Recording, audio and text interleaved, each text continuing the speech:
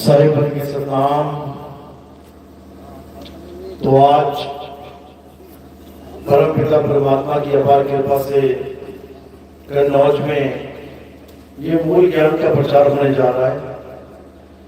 बहुत बड़े भाग होते हैं हम जीवों के जो अपने पूरे जीवन काल में एक बार भी इस मूल ज्ञान को सुन पाते हैं, और उससे भी बड़े भाग होते हैं उन जीवों के जो इस ज्ञान को थोड़ा सा भी समझ पाते हैं। ऐसा इसलिए बोला जा रहा है क्योंकि अगर सारी उम्र भी ये सत्संग सुनते रहोगे तब भी ये समझ में आने वाला नहीं है। अगर परमात्मा की कृपा ना हो तो, और अगर मुझे की कृपा हो जाए तो मेरी एक एक बात आपके इतनी अच्छी तरह समझ में आने लग जाएगी कि आप सोच भी नहीं सकते। ऐसे ये ज्ञान हृदय में धारण हो जाएगा कि इसके बाद कुछ और समझ में ही नहीं आएगा। इस ब्रह्मांड का सारा ज्ञान अज्ञान में बदल जाएगा। जिसे सुन सुन के आप अपना जीवन बिता रहे हो वो बच्चों वाली बातें लगने लग जाएंगी। ये भगवानों के नाम जपना, ये मंत्र जपना, ये पूजा पाठ करना, ये बच्चों का खेल हो जाएगा जब आप मूल ज्ञान को समझने लग जाओगे तब। तो आज का सत्संग इसी मूल ज्ञान को समझाने में, इसी मूल ज्ञान को बताने में, इसी निअक्षर ज्ञान को समझाने में बताया जाएगा। मालिक से अरदास करेंगे कि हर एक जीव को ये ज्ञान समझ में आए ताकि सबका कल्याण हो, सबका मंगल हो। तो आज का सत्संग शुरू करने से पहले परमात्मा के नाम पे जयकारा लगाएंगे और फिर सत्संग शुरू करेंगे। बोलिए परमपिता परमात्मा की, सतगुरु बंदी छोड़ कबीर साहिब की, सभी संतों की, सभी भक्तों की, सतगुरु मदनपति साहिब की, दीवान जवाहरपति साहिब की, सतगुरु वैरागपति साहिब की, करीनापुर धाम की, सभी संतों की, इस गांव नगर बस्ती की, पंडाल में आए सब भक्तों की, सकल हंस को बंदगी साहिब बंदगी सतनाम सतनाम।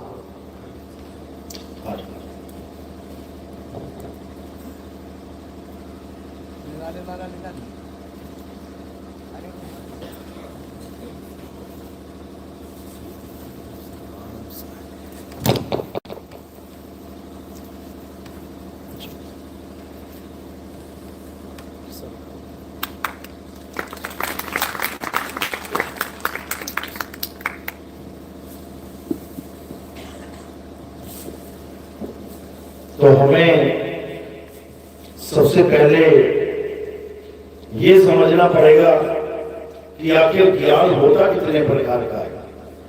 क्योंकि इस संसार में तमाम गुरु, इस संसार में तमाम पंथ, इस संसार में तमाम संप्रदाय चल रहे हैं। कोई किसी पंथ में जुड़ा है, कोई किसी पंथ में जुड़ा है, कोई किसी धर्म में जुड़ा है, कोई किसी धर्म में जुड़ा है। सब अलग अलग गुरु धारण करके बैठे हैं, अलग अलग ज्ञान लेके बैठे हैं।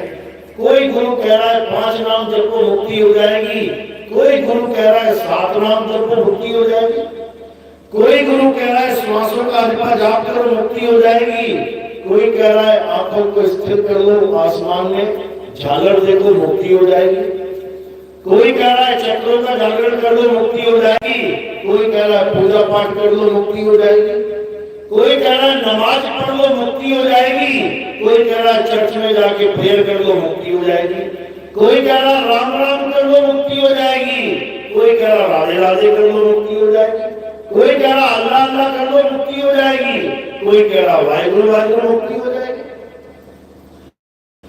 एक ही परमात्मा, लेकिन उसके लिए इतनी भाग दौड़ की जा रही है। नाना प्रकार के गुरु, नाना प्रकार के पंथ एक परमात्मा को पाने के लिए लगे पड़े हैं, अलग अलग रास्ता बताने में लगे पड़े हैं। लेकिन ये सत्य नहीं है। परमात्मा को पाने के लिए इतने सारे मार्ग तो बना दिए गए हैं, लेकिन एक भी मार्ग वहां पहुंचा नहीं पा रहा है। कारण क्या है? कारण है सत्य को ना जान पाना। हम सत्य और असत्य का निर्णय ही नहीं कर पाए आज तक। जैसा कोई गुरु मिल गया वैसा ही ज्ञान धारण कर लिया। ये सब इसलिए है क्योंकि हम अज्ञानी जीव हैं, हमें ज्ञान का अता पता नहीं है। लेकिन जब हमें संतों की वाणियां मिलती हैं, हमें ग्रंथों का सार मिलता है, तब हम समझ पाते हैं कि आखिर सत्य और असत्य है क्या। तो गीता के अनुसार सत्य क्या है, असत्य क्या है, समझ लो। क्या कह रहे हैं? हे अर्जुन, इस दुनिया में दो प्रकार के तत्व हैं। कौन कौन से? एक असत्य है और एक सत्य है। बस दो ही चीजें हैं, एक असत्य है और एक सत्य है। अब असत्य क्या है? इस संसार में जो कुछ भी दिखाई दे रहा है असत्य है। इस संसार में जो भी जन्मता और मर जाता है असत्य है। इस संसार में जो भी पल पल बदल रहा है असत्य है। अब खुद अपनी बुद्धि लगाओ, खुद अपना विवेक जगाओ और समझो कि क्या असत्य हो सकता है। ये शरीर पैदा होता है, मर जाता है, तो क्या है ये? असत्य है कि सत्य है? असत्य है। ये पेड़ पौधे जो पैदा हो रहे हैं, जिनको बीजा डाल के उगाया जा रहा है, ये पैदा हो रहे हैं, हरे भरे हैं, कल को पीले हो जाएंगे, कट जाएंगे, गिर जाएंगे, खत्म हो जाएंगे। सत्य है कि असत्य है? असत्य है। ये नाम मंत्र, ये जितने नाम है देखो बदल रहे हैं। हम कबीर पंथी हैं तो कबीर नाम ही ले दो, कबीर। का से भी हो गया, बी से रा हो गया, बदल गया। असत्य है, समझ लो। ये मंदिर, मस्जिद, गुरुद्वारे, चर्च, ये जितने भी दिख रहे हैं तुम्हें, ये क्या है? असत्य है। क्यों? बनते हो बिगड़ जाते हैं। अब इसी को समझना है। जो बने और बिगड़ जाए असत्य है। जो सदा एक सा ना रहे असत्य है। जो पैदा हो जाए और जिसका नाश हो जाए असत्य है। अब सत्य क्या है? तो सत्य भी बताया है। क्या कहते हैं? हे अर्जुन, इस दुनिया में केवल एक सत्य है और वो क्या है? आत्मा ही सत्य है। हे अर्जुन, इस आत्मा का ना तो कभी जन्म होता है, ना ही कभी मृत्यु होती है। इस आत्मा को ना तो कोई शस्त्र काट सकता है, ना ही अग्नि जला सकती है। इस आत्मा को ना तो कोई भिगो सकता है, ना ही इसे कोई सुगा सकता है। ये आत्मा ही परम सत्य है। किसके लिए? केवल हिंदुओं के लिए? बिल्कुल नहीं। ये आत्मा सबके लिए सत्य है। इस आत्मा के बिना कोई भी ना चल सकता है, ना बोल सकता है, ना खा सकता है, ना पी सकता है। अगर आप यहाँ बैठे हो तो आत्मा साथ है, इसलिए बैठे हो। जैसे ही आत्मा ने शरीर को छोड़ देना है तो क्या होगा? शरीर ढेरी हो जाएगा, गिर जाएगा शरीर। मानो ये शरीर पकड़ा हुआ है आत्मा ने। अब जैसे आत्मा शरीर छोड़ेगी तो क्या होगा? गिर जाएगा। कौन गिरा? शरीर गिरा और आत्मा वही की वही है। इस बात को समझो। शरीर गिर जाएंगे लेकिन आत्मा वही की वही रहेगी, क्योंकि आत्मा अचल है। अचल। अध्याय 2 24वां श्लोक। हे अर्जुन, ये आत्मा अछेद्य है, अशोष्य है, अदाह है। ये आत्मा अचल है। अचल यानी जो कभी चलती नहीं है, यानी इधर से उधर नहीं होती, 1 इंच भी नहीं हिलती, वो हिले नहीं सकती, क्योंकि वो अचल है, अडोल है। सदा स्थिर रहने वाली है।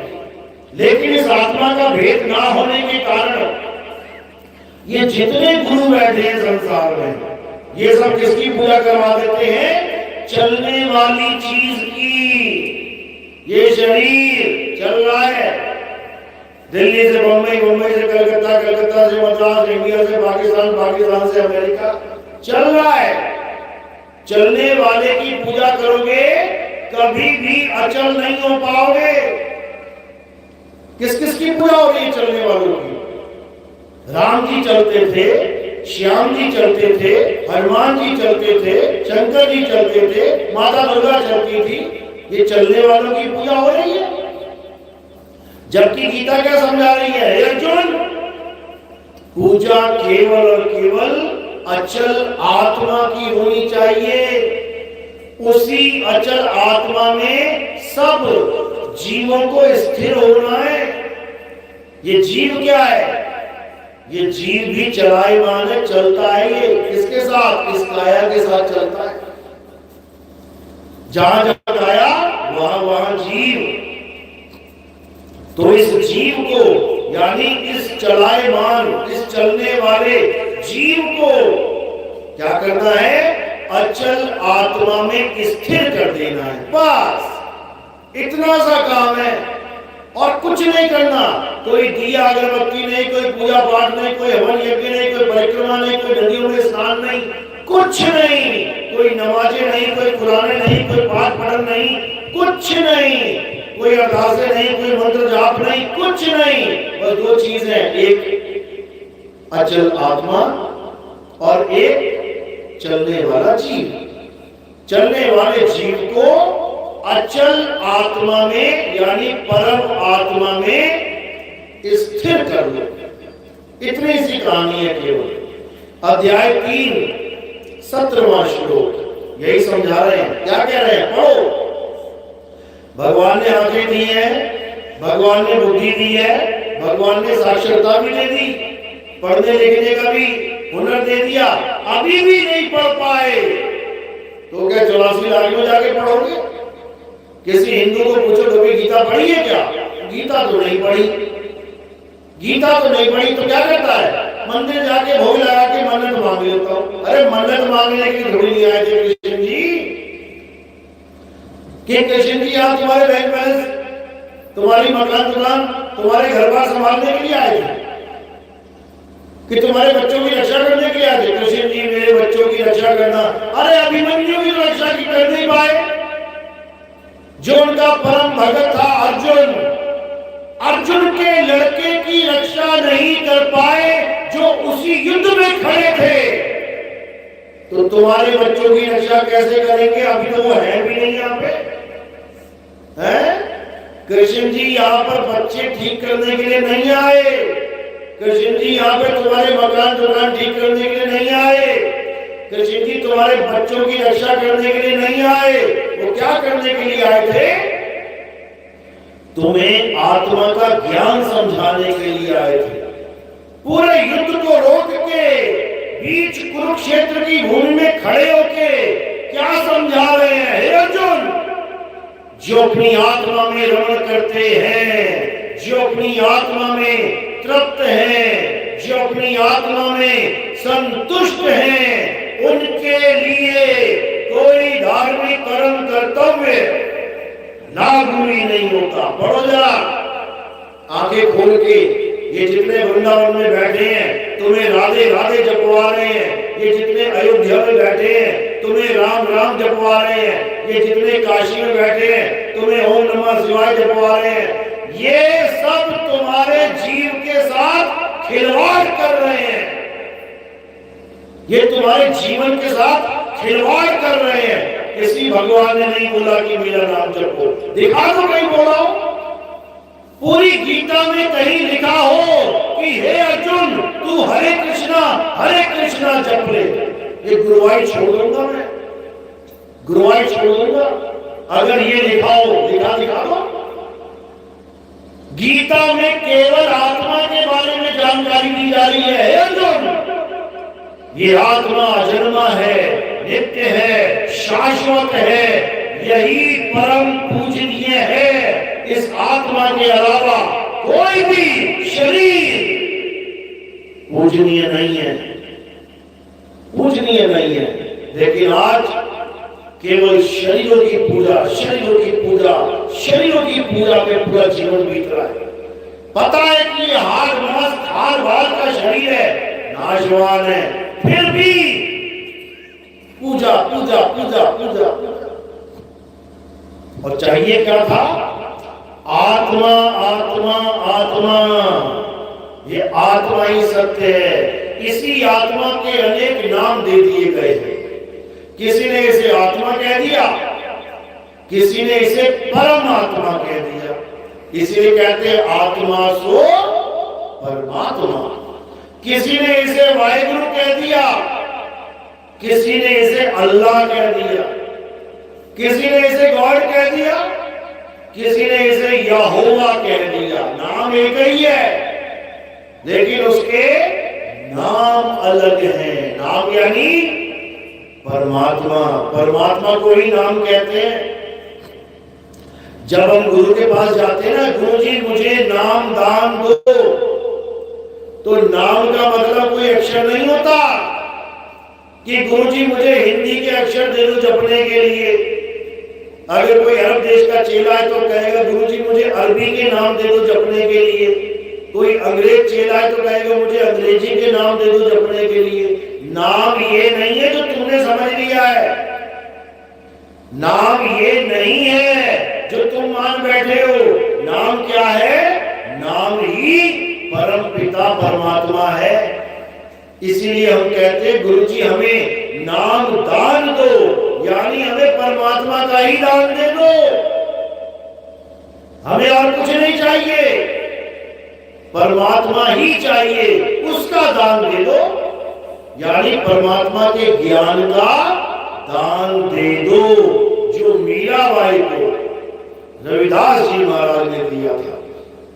जात पात नहीं देखी मीराबाई ने। उस समय राजपूत रजवाड़ों की कोई आम औरत नहीं थी। कौन थी?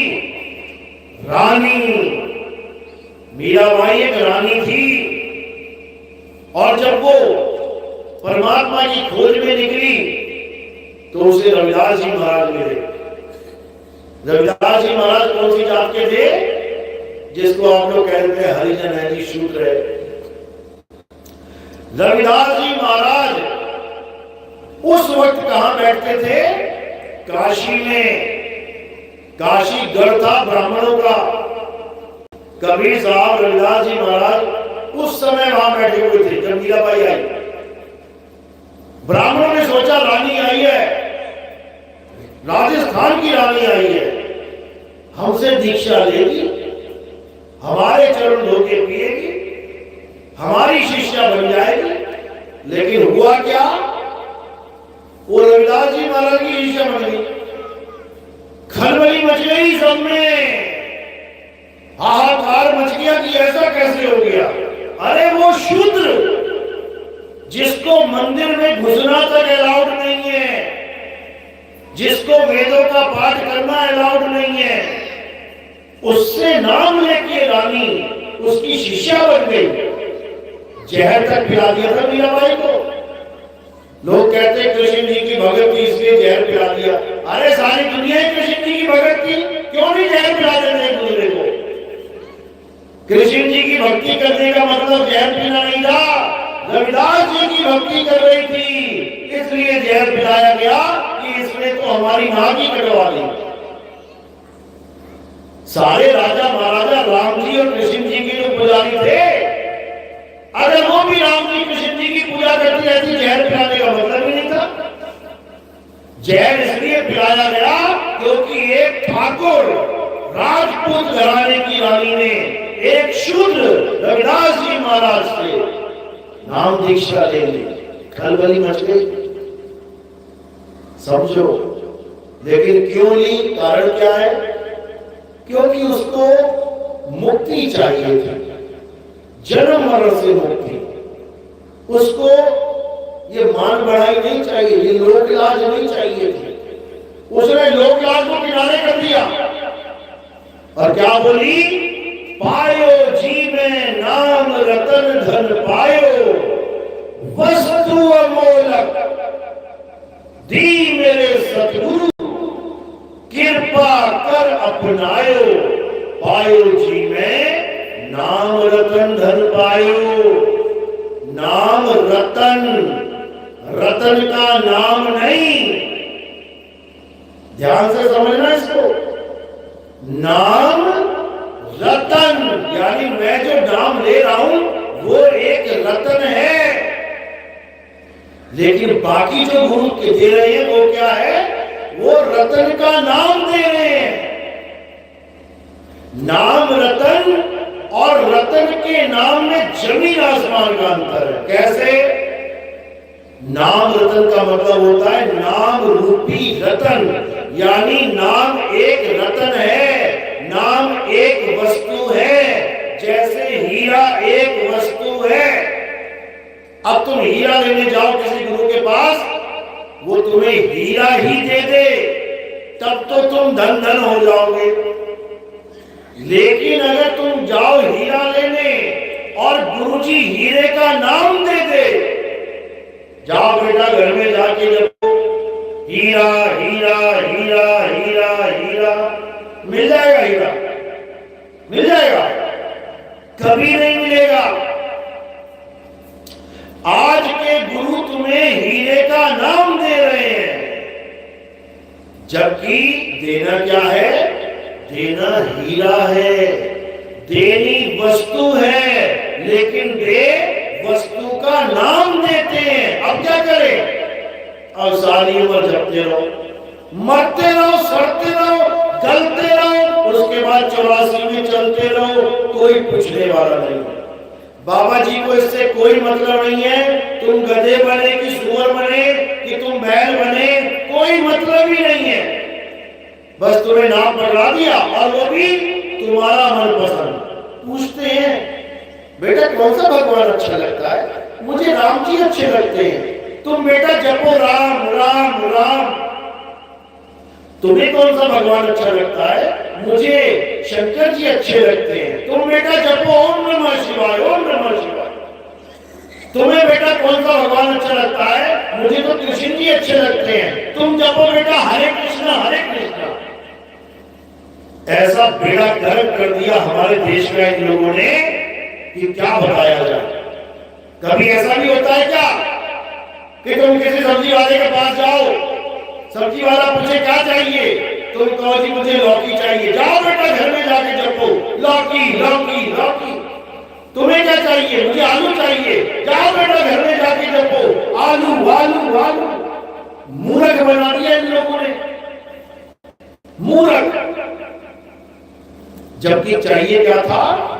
हमें उस वस्तु का ज्ञान चाहिए जो वस्तु हमारे पास पहले से है, और उस वस्तु का नाम क्या है? आत्मा। इसीलिए कबीर साहब समझा रहे, जल में नींद प्यासी, मोहे देखत आवे हासी, आत्म ज्ञान बिना नर भटके, कभी काबा कभी काशी। कहते जिस वस्तु को तू चाहता है वो तेरे पास पड़ी है, लेकिन तुझे पता नहीं है। अब क्या करना है? अब ऐसा गुरु धारण करना है जो तुम्हें उस वस्तु का ज्ञान दे दे, नाम नहीं दे। नाम तो तुम्हें पहले से पता है, राम राम राधे राधे अल्लाह अल्लाह वाहिगुरु वाहिगुरु गॉड गॉड। कौन सा नाम नहीं पता तुम्हें, तो गुरु धारण करने की क्या जरूरत है? घर में बैठो नाम जपते रहो। अरे गुरु नाम नहीं जपवाता, गुरु ज्ञान देता है, ज्ञान। तो ज्ञान देने वाला गुरु सतगुरु कहलाता है, और नाम जपवाने वाला गुरु गुरुआ कहलाता है, गुरुआ, झूठा गुरु। तो सारे समझा रहे हैं, घर घर मंत्र देख फिरत हैं, ये माया के अभिमाना, गुरुआ सहित शिष्य सब बूढ़े, अंतकाल पछताना, साधो देखो ये जग बौराना। कबीर साहब समझा रहे हैं कि जो गांव गांव में घूमते रहते हैं ना गुरु लोग, और जब उनके पास जाओ गुरु जी नाम दे दो नाम दे दो, तो कान में कोई फूंक मार देता है, कोई कान में राम बोल देता है, कोई कान में अल्लाह बोल देता है, कोई कान में हरे कृष्णा बोल देता है, और तुम्हें लगता है कि तुम्हें नाम मिल गया। कभी नहीं। नाम कोई अक्षरों वाला नाम होता ही नहीं है। नाम कोई शरीरों की पूजा, शरीरों का ध्यान होता ही नहीं है। नाम कोई ज्योत प्रकाश, त्रिपुटी में ज्योत जल जाती है, उसी को नाम बता दिया लोगों ने, वही नाम है। वो भी नहीं है। कबीर सागर में पेज नंबर 3 पे क्या लिखा है? तुमसे कहूं मैं नाम विचारी, ना वो ज्योत ना पुरुष ना नारी। यानी जो नाम है जिसको परमात्मा कहते हैं, ना तो वो ज्योत है, लोग ज्योत को परमात्मा मान के बैठे हैं, और बड़े बड़े पंथ चल रहे हैं किस नाम से? दिव्य ज्योति, दिव्य प्रकाश, फलाना ढिकाना। अरे बर्बाद कर दिया, बर्बाद कर दिया दिव्य ज्योति वालों ने। परमात्मा ज्योति नहीं है, समझ लो। ज्योति कौन है? मन तू ज्योत स्वरूप है, अपना मूल पहचान। ज्योति कौन है? ये मन ही ज्योति है। और ये मन कहां बैठा है? कहते हो ना मेरा मन ये कर रहा है, मेरा मन वो कर रहा है, आज खाने का मन नहीं है, आज पीने का मन नहीं है, आज नहाने का मन नहीं है। ये मन कहां है? ये मन बैठा कहां है? ये विराजमान है तो है कहां? इसी की आज्ञा मानते हो तुम 24 घंटे। आज मैं लाल सूट पहनूंगी, क्यों? मन कर रहा है। आज मैं ये फिल्म देखने जा रहा हूं, क्यों? मन कर रहा है। आज ठंडी है मैं नहीं नहाऊंगा, क्यों? मन कर रहा है ना नहाने का। समझो, अब ये मन के सारे आदेश, सारी आज्ञा जो तुम मान रहे हो, ये मन बैठा कहां है? कबीर साहब समझा रहे हैं, ये मन आज्ञा चक्र पे बैठा है, क्योंकि इसका काम आज्ञा देना है। ये मन आज्ञा देता है और तुम इसकी आज्ञा मानते रहते हो। तो आज्ञा चक्र कहां पे है? कहां पे है? वृंदावन में है। कहां है आज्ञा चक्र? उंगली रखो, नहीं पता? हाँ, ये है आज्ञा चक्र। जहां पर पंडित जी टीका लगाते हैं ना, ये परमात्मा का टीका नहीं है, ये आज्ञा चक्र वाला टीका है। वो तुम्हें संकेत देते हैं कि एक ज्योत यहां पर जल रही है, इस ज्योत का ध्यान रखो, यही परमात्मा है। आदमियों को टीका लगा देते हैं, औरतों को क्या लगाते हैं? बिंदी। ये बिंदी इसलिए नहीं लगाई कि साड़ियों के साथ मैच कराती हो, कौन सी लगानी है। ये बिंदी इसलिए लगाई है ताकि सारे काम करती भी रहो और ध्यान कहां रहे? आज्ञा चक्र पे। इसलिए लगाई गई है बिंदी, समझो। तो ये क्या है? आज्ञा चक्र। यहां कौन बैठा है? यहां तुम्हारा मन बैठा है। कर नैनो दीदार महल में प्यारा है। ये बाणी कभी पढ़ना, नेट पे सर्च करोगे मिल जाएगी, देखना क्या लिखा है। कहते हैं निज मन करत जहां ठकुराई, सो नैनन पिछवाड़ा है। इन आंखों के पीछे एक स्थान है जिसे त्रिकुटी कहते हैं, इंगला, पिंगला, सुषमना भी कहते हैं उसे शिव नेत्र भी कहते हैं। शंकर जी की आंख खुली ना, तीसरी कहां पे खुली थी? गले में। कहां पे? बस यहीं पे। यही है आज्ञा चक्र। यानी शंकर जी भी इसकी आज्ञा मानते हैं। ब्रह्मा विष्णु महेश तीनों यहां ध्यान लगा के बैठते हैं कई लोग सवाल करते हैं शंकर जी किसका ध्यान करते हैं, समझ नहीं आता। वो तो खुद ही देवों के देव महादेव है, वो किसकी भक्ति करते हैं? अरे वो इसकी भक्ति करते हैं। इसका नाम क्या है? अलख निरंजन। ब्रह्मा विष्णु महेश, गोरखनाथ, भैरवनाथ, नौनाथ, 84 सिद्ध, ये सब अलख निरंजन के पुजारी हैं। गांव में आते थे ना पहले बाबा लोग, क्या बोलते थे? अलख निरंजन। बस वही है इस दुनिया का सबसे बड़ा विलेन। लेकिन लोग उसे भगवान मान बैठे कि वो भगवान है। सबसे बड़ा विलेन वही है। अभी तबाही मचेगी ना, भूकंप आएंगे, कौन लाएगा? कौन लाएगा? किसकी दुनिया है ये भगवान की दुनिया है। भगवान की दुनिया है तो भूकंप भी भगवान ला रहा है। फिर काहे हाय हाय कर रहे हो, मर जाओ। फिर आग भी वही लगा रहा है, जल जाओ। फिर सुनामी भी वही लेके आ रहा है, डूब जाओ। फिर तूफान भी वही लेके आ रहा है, उड़ाओ। फिर काहे हाय हाय कर रहे हो, मर गए, तबाह हो गए। अरे वो तो गवा रहा है तुमसे और तुम गा भी रहे हो। मारने वाला है भगवान। बताओ, मारने वाले भगवान है तो बचाएगा कौन? जबकि असल क्या है? बचाने वाला मारने वाले से बड़ा होता है। लेकिन तुमने तो एक ही को बना दिया, मारने वाला भी वही है और बचाने वाला भी वही है। ये तो बिल्कुल कसाई वाला काम हो गया। बकरे से पूछो कौन खाना खिलाता है तुझे? ये खिलाते हैं मेरे प्रभु। और मारता कौन है? यही मार भी देते हैं मेरे प्रभु। अबे मूर्ख, ये कसाई है, प्रभु नहीं है। प्रभु तो दया के सागर हैं, सागर। वो न मारते किसी को भी। दया का सागर भी निर्दयी हो सकता है क्या? नहीं हो सकता। वो दया के सागर है। कहते हैं ना, तू प्यार का सागर है। तो प्यार का सागर है तो उसमें से ये नाखून कहां से आ रहे? पेट फाड़ने के लिए। ये चक्कर कहां से आ रहा है? गला काटने के लिए। ये तीर कहां से आ गए? छेदने के लिए। ये सब खेल काल भगवान का है, परमात्मा का नहीं है।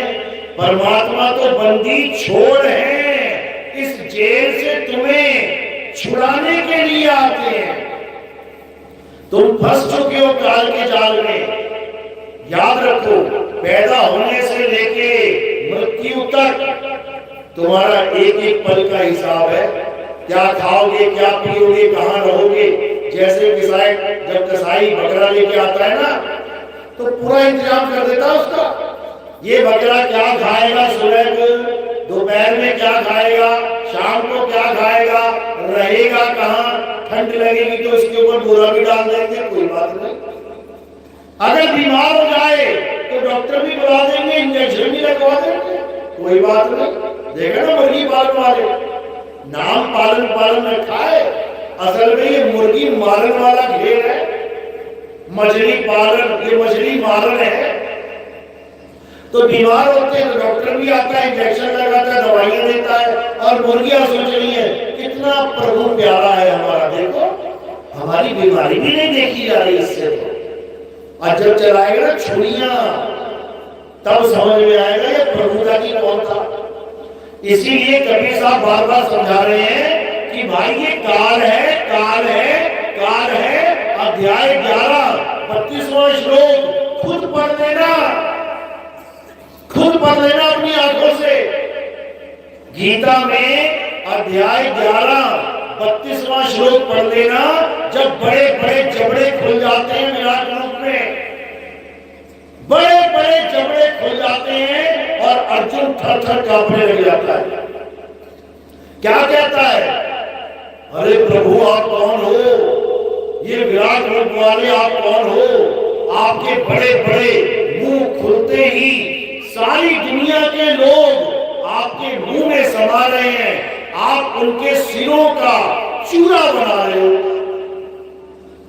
यानी सिरों का चूरा बना रहा है वो, और खून से लथपथ लोग आपके जबड़ों में फंसे पड़े हैं, आप उनको जीभ से चाट रहे हो।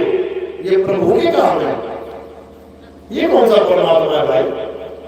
तुम्हारे सामने कोई आदमी किसी दूसरे आदमी को खा रहा हो और जो खून निकल रहा हो उसको जीभ से चाट रहा हो, तो तुम उसको प्रभु कहोगे? प्रभु है वो। लेकिन सबने प्रभु स्वीकार कर दिया उसको। ये गीता पढ़ने वाले जितने भी हैं सबने उसको आंख बंद करके प्रभु ही मान लिया, जबकि वो कहते रहे, हे अर्जुन, इन तीनों लोगों का नाश करने वाला काल मैं हूं। अब बताओ, बाणियां दिख रहे हैं, अकाल मृत्यु वो मरे जो काम करे चंडाल का, काल उसका क्या बिगाड़े जो भगत है महाकाल का। ये है काल, ये है काल। बिगाड़ो जरा इसका, क्या बिगाड़ते हो? ये किसी को ना बख्शता। अरे भोले शंकर की बीवी को ना बख्शा, 6 महीना लेके घूमता रहा वो, ना घूमा तो बताओ, जिंदा नहीं कर पाया, सारे मंत्र मार दिए, महामृत्युंजय मंत्र फेल हो गया, जिंदा नहीं कर पाया। क्यों? जब काल चाहता है तभी कोई जिंदा होता है, नहीं तो बड़े से बड़ा भगवान भी जिंदा नहीं कर सकता। याद रखना इस बात को। तो काल वो नहीं है जो तुमने मान लिया है, काल उसका क्या बिगाड़े भगत है महाकाल का। महाकाल के भगत जाते कांवड़ लेके, हजारों लाशें मिसी होती है उनकी, जाके देखो जरा एक बार, बोल बम लिखा पड़ा था, सड़क पे पड़े होते हैं। अब कैसे काल दाव लगा दिया भगत है महाकाल का?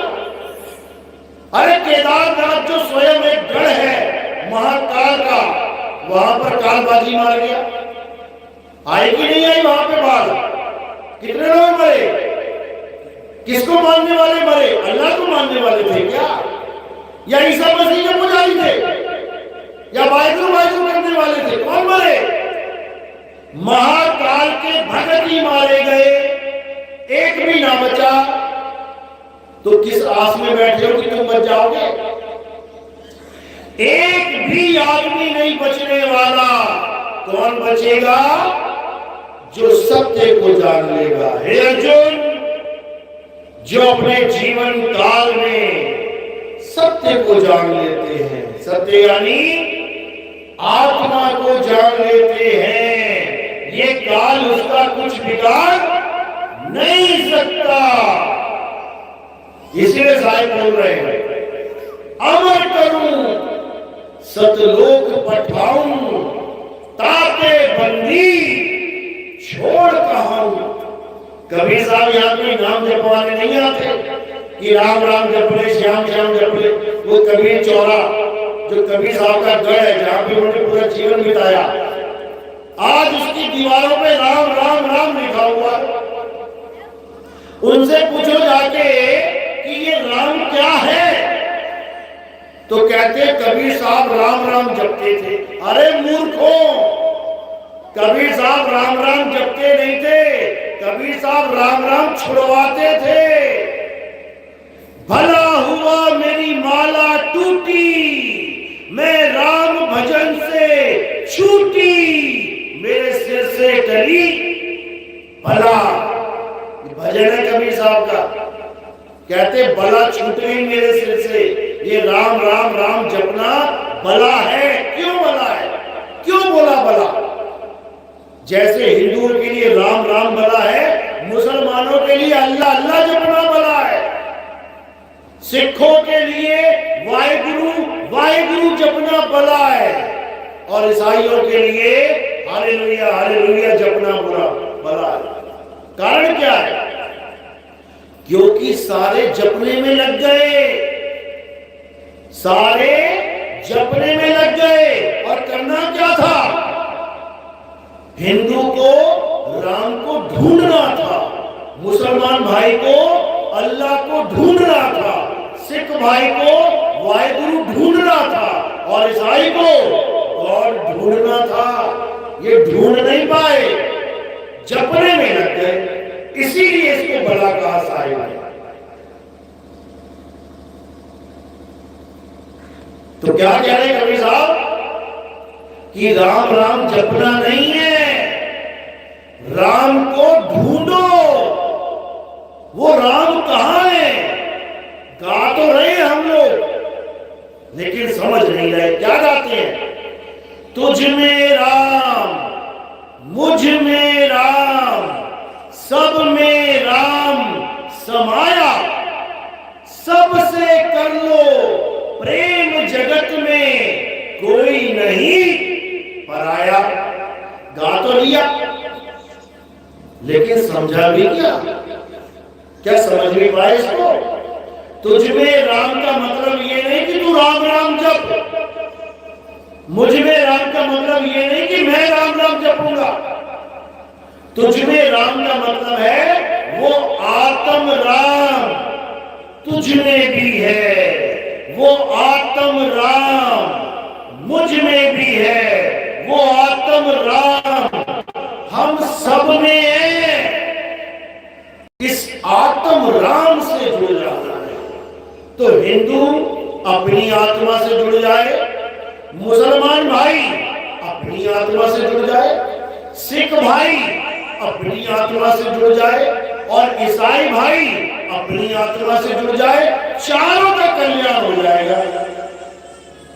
ना हिंदू जान पा रहा है कि आत्मा क्या होती है। मरने वाला बुढ़ा 100 साल का, उससे जाके पूछो, बाबा जी आपने खूब मंदिरों में पूजा करी, बाबा जी आपने खूब यात्राएं करी, बाबा जी आपने खूब नाम जपे, थोड़ा आत्मा के बारे में बता दो कैसी होती है।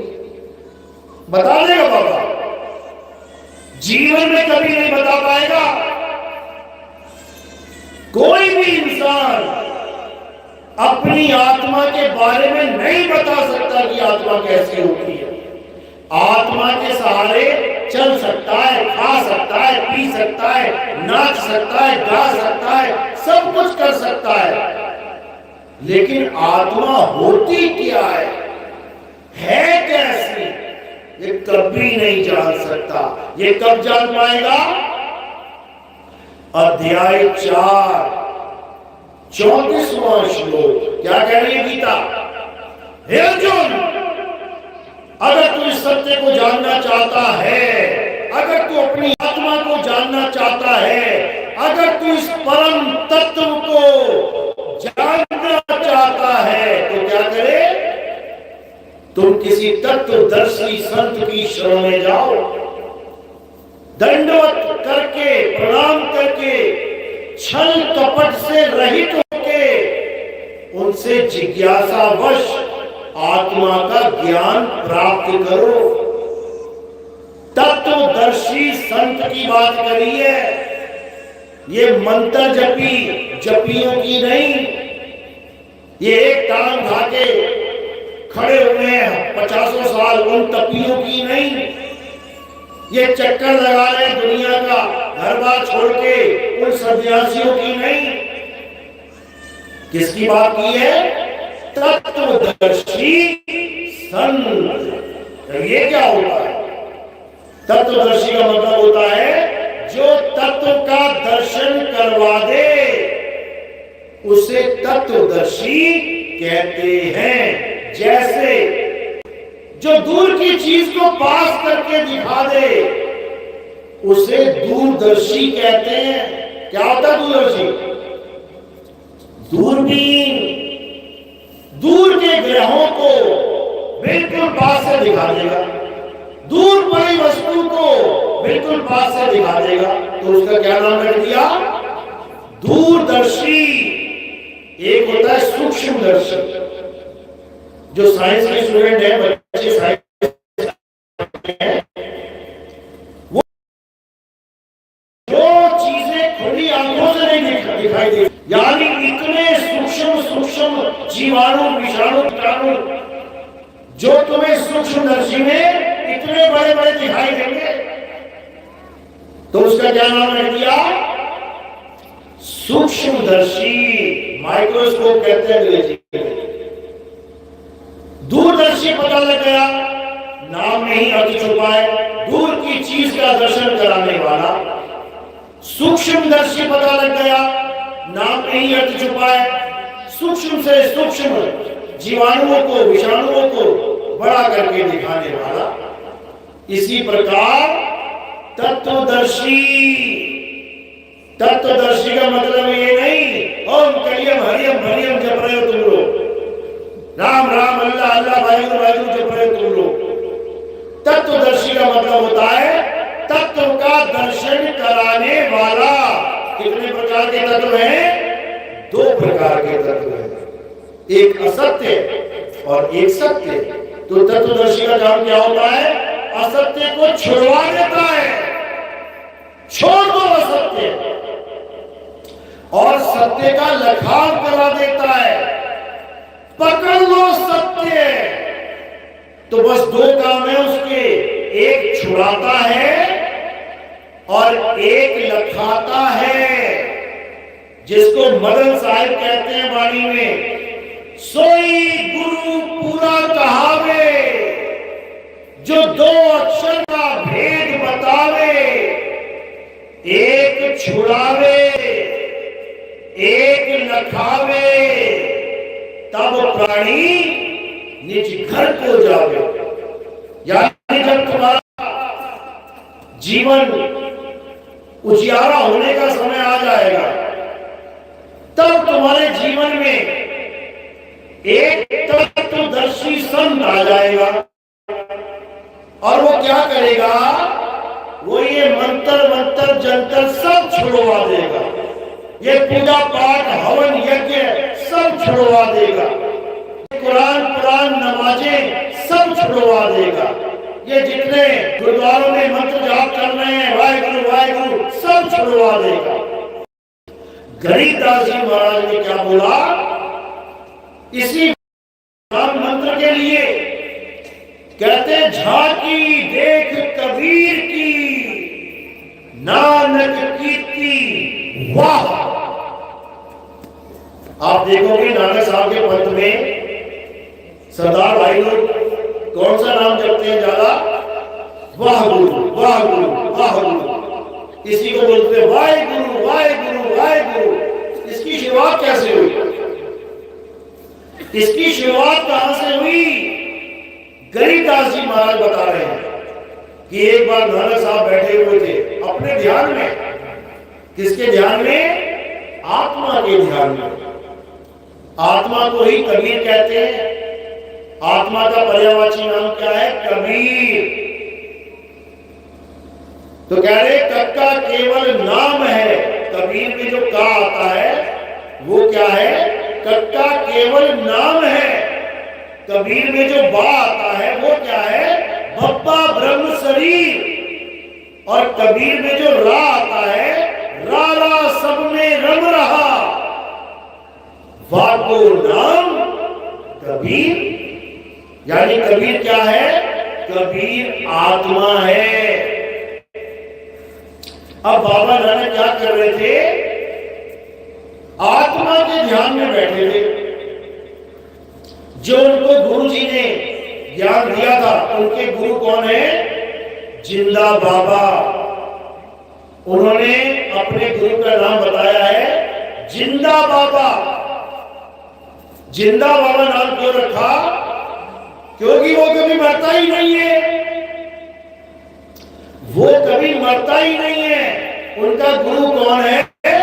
आत्मदेव ही उनका गुरु है। इसी आत्मदेव को शब्द गुरु कहते हैं। शब्द गुरु सुरत धुन चेला। तो जब जिंदा बाबा का रूप बना के उनके गुरुजी उनके पास आए और उनको आत्मा का ज्ञान समझाया, और उसके बाद वो आत्मा के ध्यान में जब लीन हुए, जब उन्होंने आत्मा का अनुभव किया, तब उनके मुंह से क्या निकला? वाह गुरु वाह गुरु। यानी उनको ऐसा आनंद आया कि उनके मुंह से अपने आप निकलने लगा वाह गुरु वाह गुरु, जैसे तुम्हें सबसे ज्यादा पसंद है रसमलाई, अब तुम्हारे मुंह में एकदम किसी ने रसमलाई डाल दी और तुम्हें पूरा आनंद आ गया, तुम्हारे मुंह से क्या निकलेगा? वाह, मजा आ गया। दिल को भाने वाली कोई चीज मिल जाए तो मुंह से यही निकलता है वाह। बस इसी प्रकार बाबा नानक के मुंह से निकला वाह गुरु, और चेलों ने क्या समझा कि बाबा नानक ये नाम जपते हैं।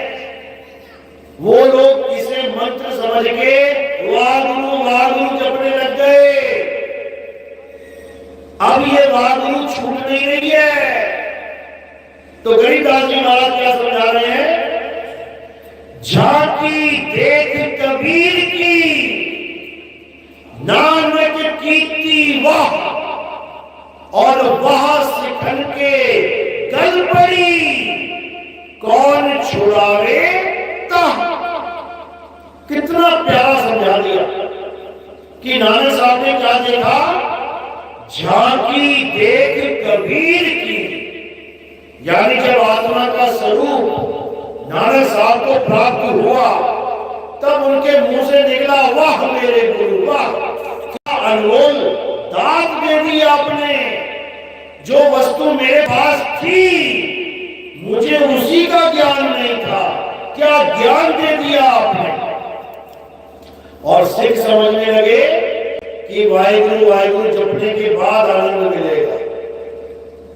समझो, जो हिंदू धर्म में कहते हैं ना, बोलिए सच्चिदानंद भगवान की, देखो सबके हाथ खड़े हो। ये कोई भगवान नहीं है, कोई भगवान का नाम नहीं है, कोई भगवान नहीं है। ये कौन है? ये तीन शब्दों का मेल है, सत चित्त आनंद। चलो मान लिया सत तो भगवान का नाम है, ठीक है। चित्त कौन है भाई? ये चित्त कौन सा भगवान है? सत के साथ जब तुम्हारा चित्त जुड़ जाएगा, कहते ना ये तो चित्त चोर है, कृष्ण जी के लिए कहते हैं, इसको वर्ड को यूज करते हैं, वो तो चित्त चोर है, सबका चित्त चुरा लेता था। समझो, यहां तुम्हारे चित्त की बात चल रही है। तुम्हारा चित्त असत्य के साथ जुड़ा है, तब तक तुम रोते गिड़गिड़ाते रहोगे। और जब तुम्हारा चित्त सत्य के साथ जुड़ जाए तो पता है क्या मिलेगा तुम्हें? आनंद ही आनंद। तो इसका नाम पड़ गया सत्य चित्त आनंद। अब आनंद तुम्हें मिला नहीं कभी, आनंद के तुम आस पास भी नहीं खड़े हो, लेकिन जयकारे लगा रहे हो, बोलिए सच्चिदानंद भगवान की। देखो आदत पड़ गई है, यानी कभी रसमलाई खाई नहीं, लेकिन वाह वाह वाह वाह करते जन्म बीत जाएगा। अरे पहले खा तो ले, जब खा लेगा तब लगा जयकारा वाह मेरे गुरु वाह मेरे गुरु। खाया पिया कुछ नहीं, अब लगा पड़ा वाह गुरु वाह गुरु वाह गुरु, बर्बाद हो जाओगे। आनंद कभी मिला नहीं और जयकारे लगा रहे जय सच्चिदानंद भगवान की, बर्बाद हो जाओगे। आनंद को पाना है, कैसे पाना है? सत्य यानी आत्मा, चित्त यानी तुम्हारा ध्यान, आनंद यानी वो अवस्था, वो परमानंद की अवस्था तब मिलेगी जब आत्मा रूपी सत्य में अपना चित्त जोड़ लोगे। और आत्मा के अलावा जो कुछ संसार में दिखाई दे रहा है तब बात बनेगी। एक तरफ गुड़ है, एक तरफ दूध, क्या खाओगे? क्या खाओगे? अरे क्या खाओगे? गुड़ की गोबर, गुड़। अब समझ लो गुड़ होता क्या है। आत्मा ही गुड़ है, और आत्मा के अलावा सब कुछ गोबर है। अब बताओ क्या खाओगे? आत्मा के अलावा ये पूजा पाठ, हवन, यज्ञ, मंदिर, मस्जिद, गुरुद्वारे, चर्च, आत्मा के अलावा ये पूरा संसार, ये नाशवान संसार गोबर है, गोबर। अब खाओ गोबर। लेकिन कई लोग गुड़ गोबर भी खा लेते हैं, मिला देते हैं गुड़ गोबर। नहीं करना। यानी आत्मा की बातें करते और पूछते मूर्तियों को, आत्मा अविनाशी की बातें करते और पूछते नाशवान मूर्तियों को, इसको गुड़ गोबर कहते हैं। मिक्स कर देना, मिलावट कर देना, असल में नकल मिला देना। और गुरु का क्या काम है? मिलावट को अलग अलग कर देना, सार को ग्रहण करवा देना, असार को छुड़वा देना। इसलिए कह रहे हैं सतगुरु ऐसा चाहिए जैसे सूप सुहाए, सार सार को कहीं रहे, थोथा दे उड़ाए। यानी आत्मा के अलावा किसी को भी भगवान नहीं मानना है। अगर तुमने आत्मा के अलावा किसी को भी भगवान मान लिया तो तुम गोबर खाते रह गए। याद रखना इस बात को। क्यों? क्योंकि ये शरीर विष की भेदड़ी है, ये विष का घड़ा है, इसमें से विष निकलता है। ये शरीर यानी एक मटका है। इस मटके के कितने दरवाजे हैं? 10 दरवाजे हैं। 9 द्वारों से तो नरक निकलता है इसमें से। पता है 9 द्वार कौन से? 2 आंख, कान, मुंह, नाक, लिंग, गुदा, नरक निकलता है इसमें से। इसमें से जो निकल जाए ना वो तुम नहीं कर सकते। सोचो, शरीर और तुम इसे भगवान मान बैठे। ये गंदगी का ढेर है, ये तन विष की बेलनी, गुरु अमृत की खान, और शीश दिए जो गुरु मिले तो भी सस्ता जान। जब तक तुम किसी भी शरीर की पूजा कर रहे हो, चाहे वो राम जी का हो, चाहे वो श्याम जी का हो, चाहे वो शंकर जी का हो, जब तक तुम किसी भी शरीर की पूजा कर रहे हो तुम सत्य सनातनी नहीं हो सकते। कारण क्या है? कारण है आत्मदेव की ज्ञान की।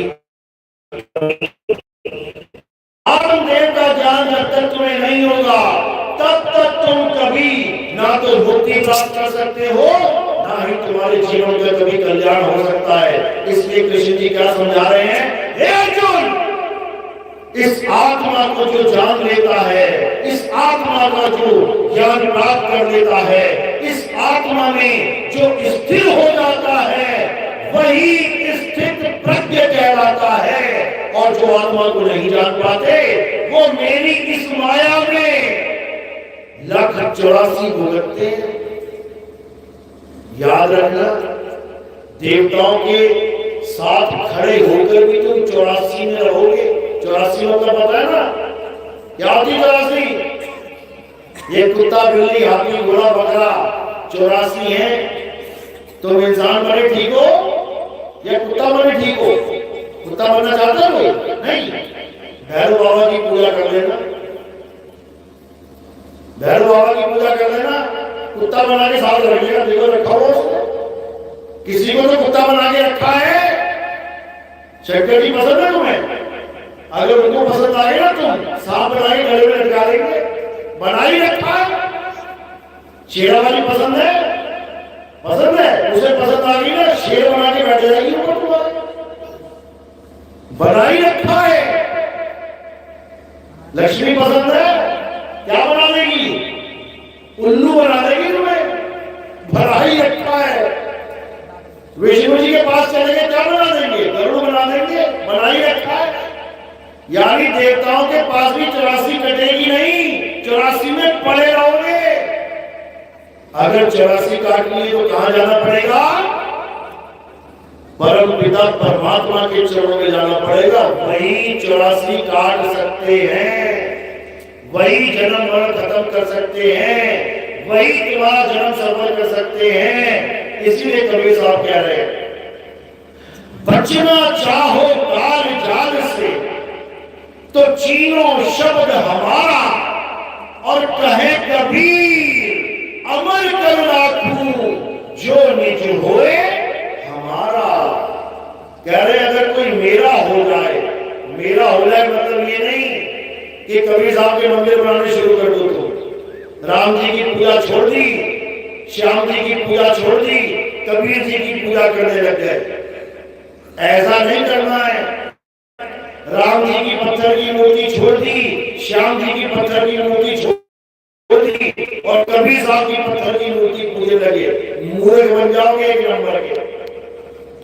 अरे कबीर साहब पत्थर छुड़वाने आते हैं, कबीर साहब मंदिर मस्जिद छुड़वाने आते हैं, कबीर साहब आत्मा से जोड़ने आते हैं। अपनी आत्मा से जुड़ जाओ। ये मंदिर टूट जाएंगे, ये मस्जिद टूट जाएगी, गुरुद्वारे टूट जाएंगे, क्या तुम्हारी आत्मा टूट सकती है? क्या तुम्हारी आत्मा जल सकती है? मंदिरों में आग लग जाएगी, गुरुद्वारों में आग लग गई, ये हर जगह आग लग जाएगी, पूरे ब्रह्मांड में हलचल मच जाएगी। आत्मा में हलचल नहीं मच सकती। क्यों? आत्मा अचल है, अडोल है। उसी अडोल आत्मा में जुड़ जाना हम सबका लक्ष्य है। कोई हिंदू है, हिंदू होके आत्मा में जुड़ जाए, कोई मुसलमान है, मुसलमान होके आत्मा में जुड़ जाए, कोई सिख है, सिख होके आत्मा में जुड़ जाए, और कोई ईसाई है, ईसाई होके आत्मा में जुड़ जाए। अरे कोई भेदभाव है ही नहीं। इसी आत्मा के सारे नाम है, अल्लाह, वाहिगुरु, गॉड, यहोवा, इसी आत्मा के नाम है। इसी पानी का नाम है जल, वाटर, नीर, तोय, पानी। अलग अलग नाम से अलग अलग धर्म चला लिए।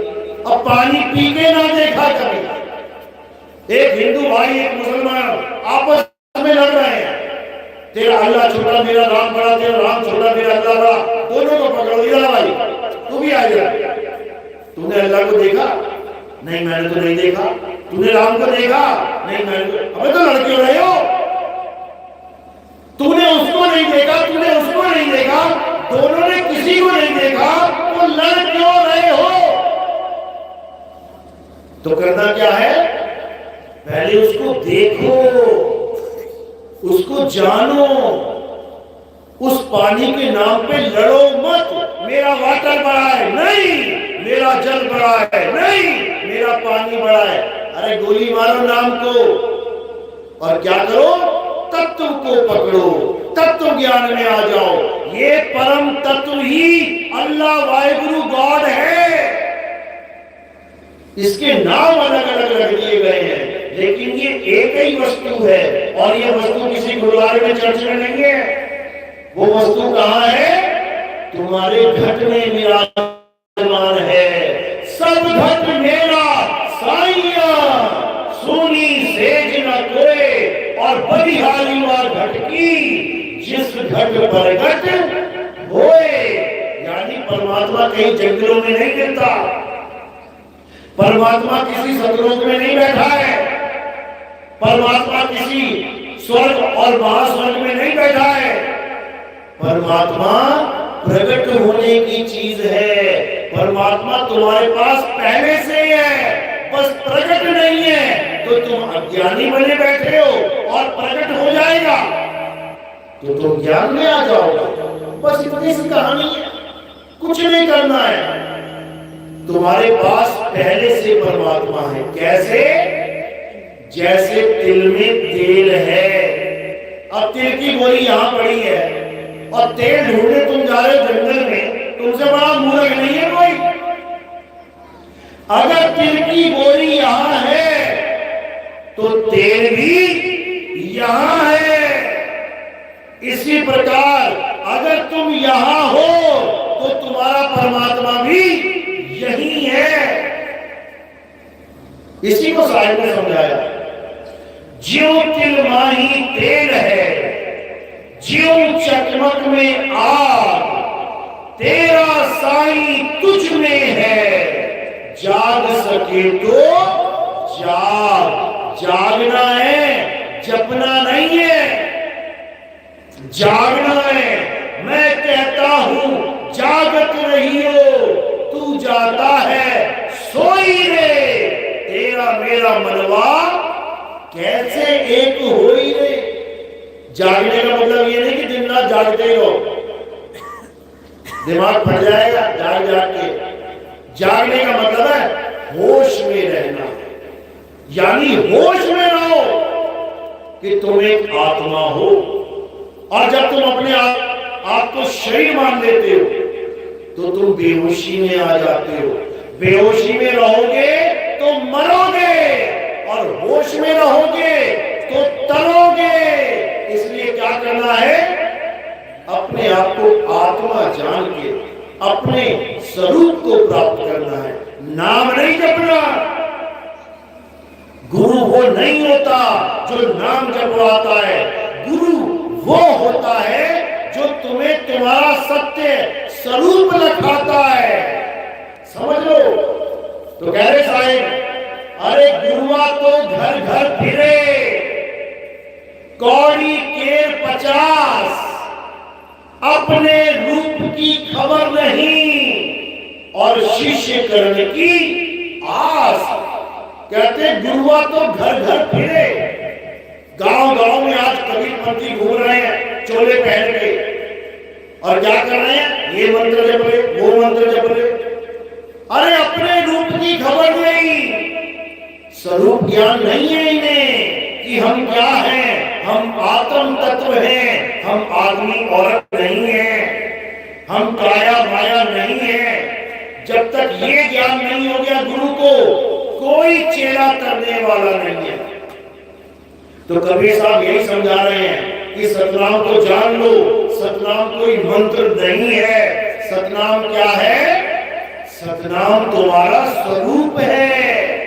अरे सत्य नाम कोई नाम नहीं, ये है आपन रूप। और जो जाने इस भेद को, पावे आप स्वरूप। यानी जो सतनाम को जान जाता है, सतनाम के भेद को समझ जाता है, उसे उसका स्वरूप प्राप्त हो जाता है। और जो सतनाम को मंत्र मान के बैठ जाता है, उसका जन्म मरण का चक्कर ऐसे ही चलता रहता है। अब क्या करना है? अब उस सतनाम को जानना है, उस आत्म तत्व को जानना है, उस आत्म देव को जानना है जो सब धर्मों के लिए, सब लोगों के लिए, सब जीवों के लिए एक है। बोलिए परमपिता परमात्मा की सदा जय हो। तो आज का सत्संग यही समाप्त करते हैं। मेरी बात समझ में आ रही है?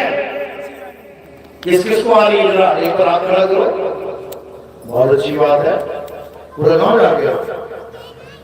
अभी रामनवमी आएगी ना, अभी गणेश चतुर्थी आएगी, सब भूल जाएंगे आत्मा क्या होती है। लेकिन ऐसा नहीं करना भाई, भूलना नहीं है, क्योंकि भूलोगे तो भटकोगे। दूध में नींबू नहीं डाला जाता, पता है ना? डालते आप लोग? दूध वाला और नींबू निचोड़ दिया, क्यों नहीं डालते? कारण क्या है? फट जाता है। ये ज्ञान तुम्हें किसने दिया था? माता जी ने या किसी बड़े बुजुर्ग ने। इस ज्ञान को सुनने के बाद तुमने निश्चय किया कि मैं इसको याद रखूंगी। कब तक? कब तक? सारी उम्र तक। तभी कल्याण होगा। घर में तुमने याद रखा और ससुराल में जाके तुम नींबू निचोड़ने लगी तो क्या होगा? लठ बजेगा सिर पे आके, सासू मां छोड़ेगी नहीं। यानी वो ज्ञान जो तुम्हारे कल्याण का ज्ञान है, उसको हमने कब तक याद रखना है? सारी उम्र तक। जैसे तुमने उस ज्ञान को छोड़ा और अज्ञान को धारण किया तो क्या होगा? लठ बजेंगे। इस आत्म ज्ञान को अगर छोड़ दिया तो 84 में चले जाओगे, और 84 में चले जाओगे तो क्या होगा, लठ बजेंगे। कैसे बजेंगे समझ लो। शंकर जी का नंदी जो मंदिर में बैठा है पत्थर का है, इसलिए भोग भी लग रहा है, लड्डू खिलाते हैं उसको। और वही नंदी जब खेतों में घुस जाता है तो क्या बचता है, लठ बचता है। याद रखो, शंकर जी का सांप पत्थर का है तो बड़ा प्यारा लगता है, शंकर जी की पूजा करते सामने सांप को भी दो चार प्यार करके लड्डू लगा देते हैं मुंह में। लेकिन जब असली सांप घर में घुस जाता है तो क्या बचता है, लठ बचता है। याद रखना। इसी प्रकार चूहा गणेश जी का बड़ा प्यार लगता है, गणेश जी की पूजा करी, चूहे के भी लगा दिया मुंह में लड्डू। लेकिन जब घर में चूहा निकल जाता है तो कौन सा लड्डू मिलता है, जहर वाला लड्डू। जहर खिला देते चूहे को, लट्ठे ही एक तरह का। तो क्या करना है, अब इन लट्ठों से बचना है। कैसे बचेंगे, आत्मज्ञान को धारण करके। यानी इसमें मेरा कोई फायदा नहीं है भाई कि तुम भगवानों की पूजा छोड़ दो, तुम मंदिर जाना छोड़ दो, तुम मस्जिद जाना छोड़ दो तो नित्य दास को कोई फायदा हो जाएगा। मेरा कोई फायदा नहीं है। तुम चाहे गणेश को पूजो, चाहे गोबर पूजो, फिर इकट्ठा भी कर दो। गोबर गणेश कहते हैं, पूजा करते हैं किसकी, गोबर गणेश जी की कहते हैं ना। गणेश जी की पूजा होती है, गोबर बना के गणेश जी की पूजा होती है। हमें इससे कोई फर्क नहीं पड़ता। हमारा काम क्या है, सत्य और असत्य का राज खोलना। सत्य क्या है, असत्य क्या है, हमारा काम है ये बताना। तुम्हारा काम है ये ग्रहण करना, सुनना। अब फैसला ये तुम्हारे ऊपर है, इसको चुनना कि नहीं चुनना। चुनोगे तो यहां से निकल जाओगे, नहीं चुनोगे तो फिर लट खाओगे। तुम्हारी मौज है, तुम्हारी मर्जी है। इसलिए गुरु का काम है नीर शीर का निबिड़ा करना, और चेले का काम है सत्य को धारण करना, तभी उसका कल्याण होगा। बोलिए परमपिता परमात्मा की सदा ही जय हो। अब आरती का समय है, आरती कैसे करते हैं हमारे यहाँ समझ लो। हमारे यहाँ किसी पत्थर की, किसी फोटो की, कैलेंडर की आरती नहीं होती है। क्यों? क्योंकि फोटो, पत्थर, कैलेंडर क्या है, जड़ वस्तु है, जड़।